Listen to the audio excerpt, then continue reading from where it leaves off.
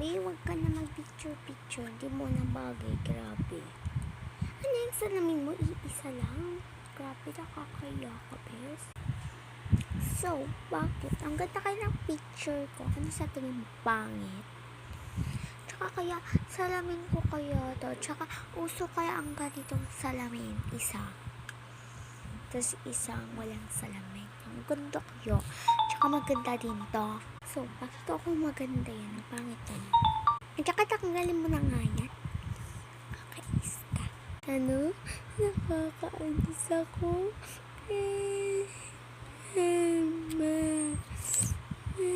Sino nagpainak sa'yo? Paiyak. Mama, si Jo. Ano pinapangalan mo? Joy. Si Joy po.